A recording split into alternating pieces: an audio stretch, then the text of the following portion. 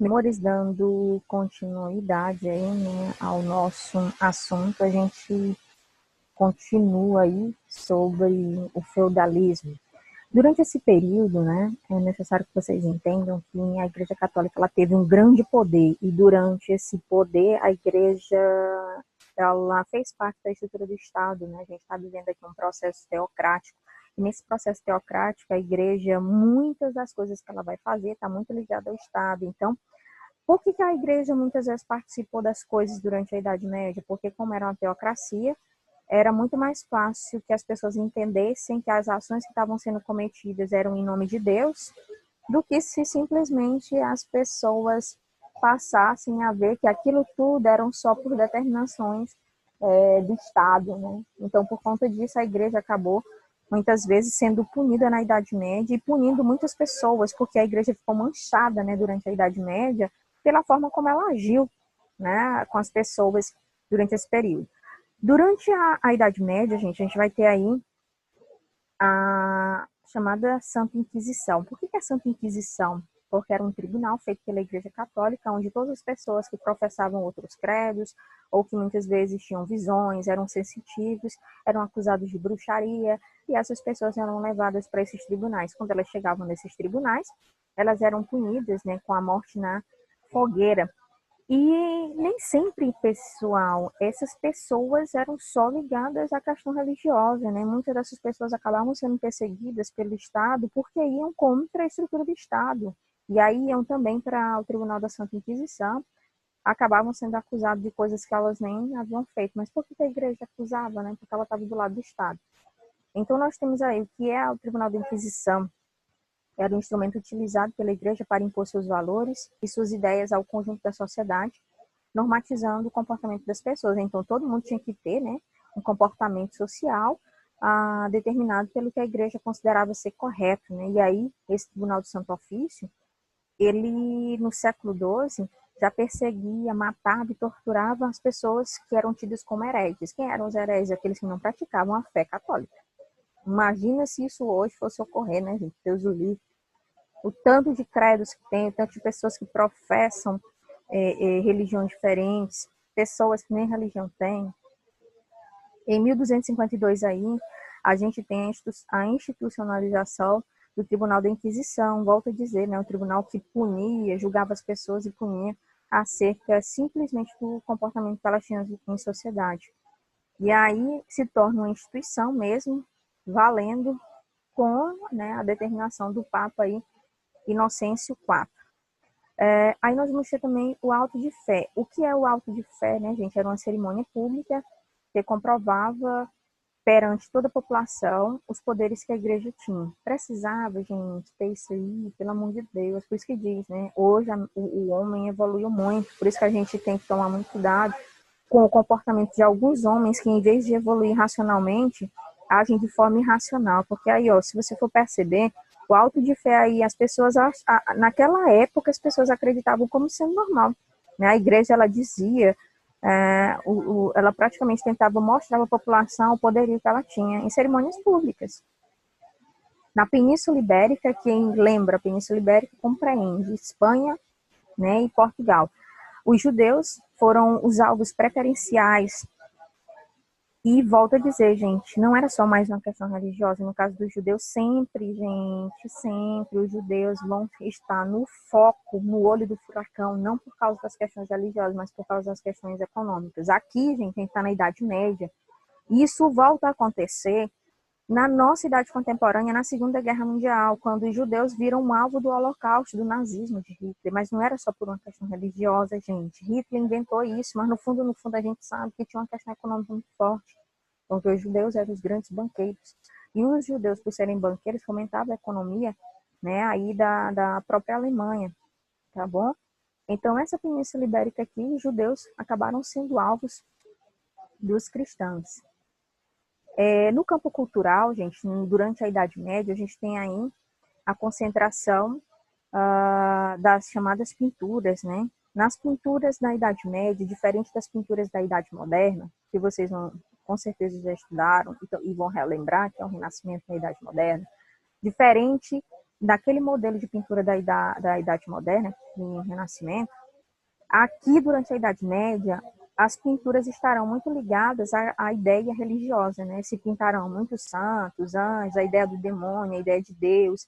E aqui nós vamos ter uma ideia muito humanizada, né, do que é religioso. Os principais pintores aqui, Giotto e Cimabue, italianos. Já na Idade Moderna, a concentração desse humanismo não é muito ligada a divindades. O humanismo vai ser uma corrente onde o homem vai ser o centro da razão, o centro das produções, né? E aí vão surgir aí vários pintores da Renascença. Mas isso só na Idade Moderna, aqui é média, tá? Aqui a igreja, até na pintura, ela está inserida. Na música, a gente tem aí os elementos da chamada música sacra. Essa música sacra, gente, ela passa a ser bastante difundida com os monges gregorianos, né? Os monges que viviam na Grécia, que vão iniciar as chamadas notas musicais. E também vão difundir um conceito do canto gregoriano, que é uma melodia simples, suave, que parece assim um coro, né? Parece assim um coral, por conta da questão da quantidade de vozes usadas. Essa música popular, ela vai surgir dentro também desse conceito da música da Idade Média. É aí que vai surgir, gente, as chamadas trovas, né, em os menestréis. O que são as trovas, né? Eram músicas que eram feitas com a ajuda de... pareciam-se com um violão, sabe? Que eram chamadas trovas. E essas trovas, a gente hoje pode colocar elas na proximidade como se fossem as nossas serenatas. No campo da literatura, gente, se destacou essa poesia épica aí. Essa poesia épica é aquela poesia, gente, que vai exaltar muito a ideia da cavalaria. E quem é que fazia parte da cavalaria na Idade Média? Os nobres. Parece brincadeira, né? Mas a cavalaria, gente, sempre foi arte para rico.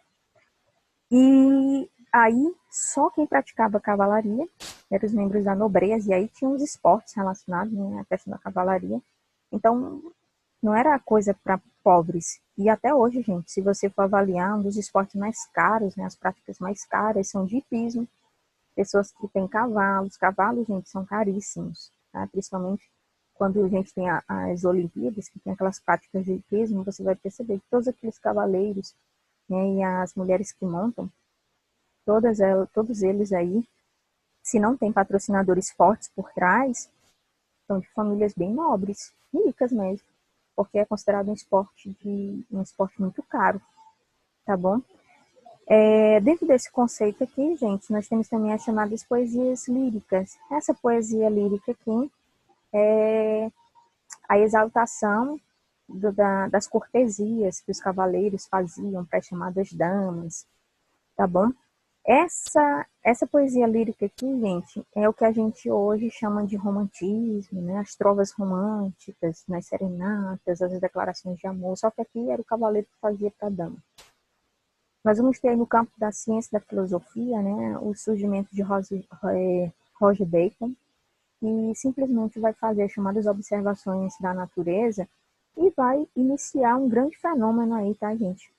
Que é a ideia, simplesmente, através da experimentação, chegar aos conceitos, né, da ciência.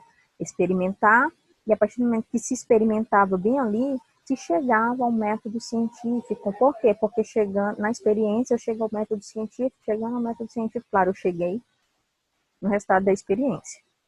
Entendeu? Então, assim, a experimentação fez com que Roger Bacon chegasse, né, a entender que o conhecimento científico ele tinha que passar pelo método. Toda experiência tem que ter um método. E o método aí, gente, não precisa nem dizer o que é, né? O método é o passo a passo a seguir ali, é como se fosse aí a própria filosofia. Aí surge, já no final já da Idade Média, tá, gente, a ideia de São Tomás de Aquino e a ideia de Santo Agostinho. Vamos lembrar que eles dois vão ser idealizadores de duas correntes. Nós vamos ter aí Santo Agostinho com o conhecimento da patrística e São Tomás de Aquino com o conhecimento da escolástica. Aí nós temos alguns exercícios, tá? Que nem precisa vocês fazerem, porque vocês vão fazer o do livro. Deixa eu ditar para vocês as páginas que devem fazer, tá bom? Vocês vão fazer as páginas do livro aí, meus amores.